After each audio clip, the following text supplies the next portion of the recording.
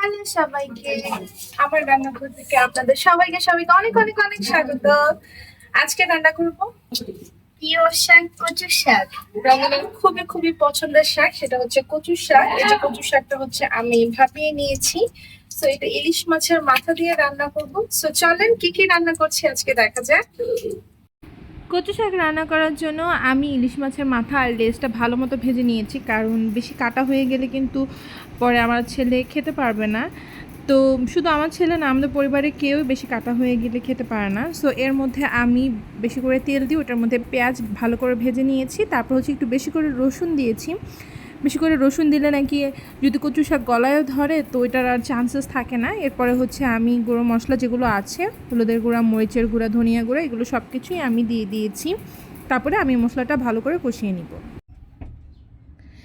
তারপর ভালো মতো কষানো হয়ে গেলে আমি এর মধ্যে হচ্ছে কচু শাক দিয়ে দিচ্ছি। কচু শাক ভালো মতো একটু কষিয়ে নিব। আর ওদিকে আমি হচ্ছে ট্যাংরা মাছ ভেজে নিচ্ছি, এটা দিয়ে আমি আর তরকারি রান্না করব। সো ওইটার জন্য আমি পেঁয়াজ ভেজে নিচ্ছি। সো আমি আজকে পটলের সবজি রান্না করব একটু মাখা মাখা করে। এটার জন্য আমি নর্মাল যে মশলা যেগুলো আমরা অ্যাজ ইউজুয়াল খাই, ধনিয়ার গুঁড়া, মরিচের গুঁড়া, হলুদের গুঁড়া, আদা, রসুন, এগুলো সব কিছু দিয়ে তারপর হচ্ছে ভালো মতো কষিয়ে নিব। কষানোর সময় আমি বেশ কিছু টমেটো দিয়ে দিচ্ছি, এগুলো ফ্রোজেন টমেটো।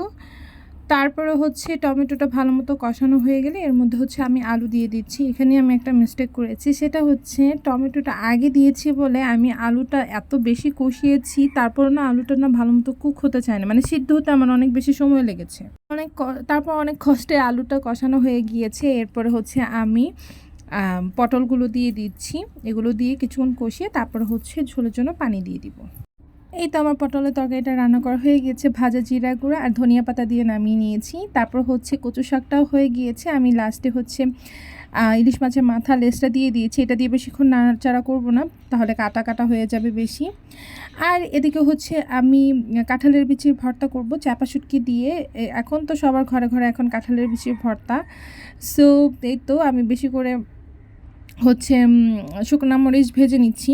তারপর মরিচগুলো ভেজে আমি সাইডে তুলে নিয়েছি। এর মধ্যে আমি শুটকিটা, চাপা শুটকিটা আর হচ্ছে রসুনটা, এটাও আমি একটু তেলের মধ্যে ভেজে নিব।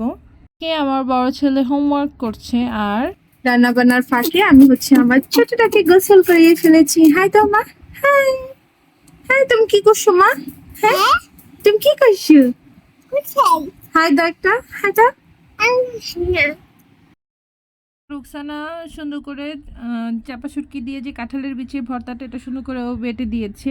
আমি হচ্ছে একটু পেঁয়াজ খাই লাস্টে, এই কারণে আমার ভর্তাটা আলাদা। এটা হচ্ছে আমাকে পেঁয়াজ দিয়ে বানিয়ে দিয়েছে।